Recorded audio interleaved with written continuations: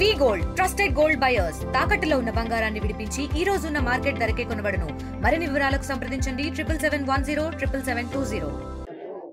భారతదేశాన్ని సార్వభౌమ సౌమ్యవాద లౌకిక ప్రజాస్వామ్య గణతంత్ర వ్యవస్థగా తీర్చిదిద్దడానికి చిత్తశుద్ధిగా తీర్మానించి ప్రజలందరికీ సామాజిక న్యాయాన్ని ఆలోచనలో భావ ప్రకటనలో స్వేచ్ఛను అందరికీ హోదాను అవకాశం వ్యక్తి గౌరవాన్ని జాతి ఐక్యతను మరియు సమగ్రతను నిర్ధారించే సౌభాగ్యతత్వాన్ని కలిగించుకుంటున్నాము.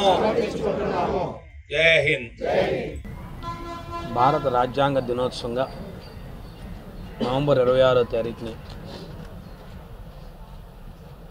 2015వ సంవత్సరంలో కేంద్ర ప్రభుత్వం మన రాజ్యాంగాన్ని అమలుపరుచుకోవడానికి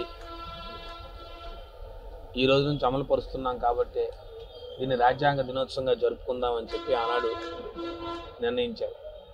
దాంట్లో భాగంగా ప్రతి సంవత్సరం నవంబర్ 26వ తారీఖుని రాజ్యాంగ దినోత్సవంగా జరుపుకుంటూ మరి దీనికి ప్రధాన కారకులైనటువంటి ఈ రాజ్యాంగం రచించినటువంటి మహనీయుడు మరి పెద్దలు డాక్టర్ బాబాసాహెబ్ అంబేద్కర్ గారిని మరి ఈరోజు వారికి ఘనంగా నివాళులు అర్పించుకొని మరి ఈరోజున వారిని ఒకసారి జ్ఞాపకం తెచ్చుకొని ఈరోజు తాలూకా విలువని ఏదైతే రాజ్యాంగాన్ని అమలుపరుచుకుంటున్న ఈ భారతదేశంలో రాబోయే తరాలకు తెలిసే విధంగా ఈ కార్యక్రమాన్ని ప్రతి సంవత్సరం జరుపుకోవడం చాలా సంతోషం.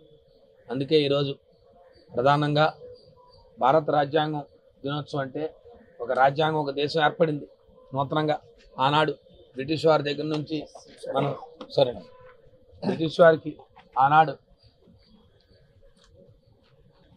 దండం తీసుకుని భారత రాజ్యాంగ దినోత్సవాన్ని ఈరోజు మనం జరుపుకుంటా ఉన్నాం. ఈ దేశంలో అనేక మంది జన్మించిన ప్రతి పౌరుడు, ఈ దేశంలో అనేక మంది కులాలు ఉన్నాయి, అనేక భాషలు ఉన్నాయి, విభిన్న మతాలు ఉన్నాయి, విభిన్న ప్రాంతాలు ఉన్నాయి. ఇంతమంది ప్రాంతంలో ఇవాళ 125 కోట్ల పైచిలుక సుమారుగా 130 కోట్ల మంది జనాభా కలిగిన భారతదేశంలో ప్రతి పౌరుడికి స్వేచ్ఛ సమాన హక్కులు ఉన్నాయంటే ఆనాడు మహనీయులు వారు రచించిన రాజ్యాంగం. ఈ రాజ్యాంగాన్ని మీరు అమలుపరచుకోండి, ఈ రాజ్యాంగం ద్వారానే మీరు పరిపాలన చేయండి, ఈ రాజ్యాంగం ద్వారానే మీ విధులు నిర్వర్తించండి అని చెప్పి ప్రతి ఒక్క వర్గానికి, ప్రతి పౌరుడికి ఏ రకంగా నివసించాలి, ఈ రాజ్యాంగం అమలుపరచాలో పొందుపరిచారు.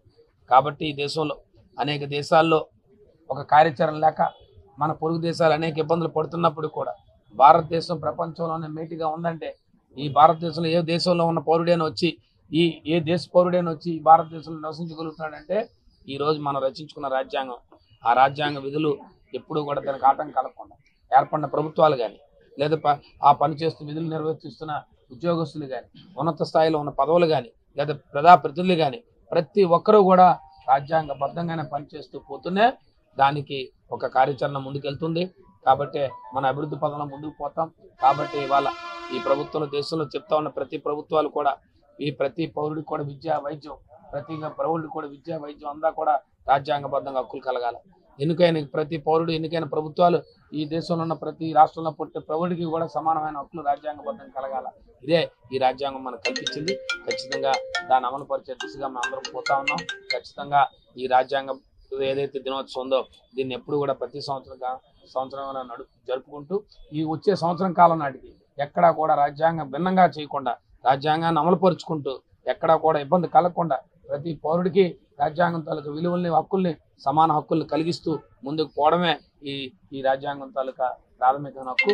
కాబట్టి ఆ కార్యక్రమాన్ని ఈరోజు నిర్వర్తించాం. ఈరోజు నేను కానీ, మా సిఇఓ గారు కానీ, మా జిల్లా పరిషత్ సిబ్బంది కానీ, ముఖ్యంగా మా వైఎస్ఆర్సీపీ అధ్యక్షులు కానీ, జయంత్ కుమార్ గారు కానీ, మా మాజీ శాసనసభ్యులు జయమన్ గారు కానీ, మా జడ్పీటీసీలు ఇంత అనేక మంది అందరం కూడా ఈరోజు బాబాసాహెబ్ అంబేద్కర్ నివాళులు అర్పించుకున్నామని చెప్పి మీ ద్వారా తెలియజేసుకుంటాం. చరిత్ర సృష్టించినోడు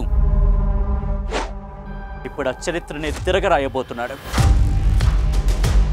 అబద్ధాల గోడల్ని బద్దలు కొట్టి నిజాలను రాగా మీ ముందుంచబోతున్నాడు. నిజమైన వార్తల కోసం వెంటనే డౌన్లోడ్ చేసుకోండి రా యాప్ని.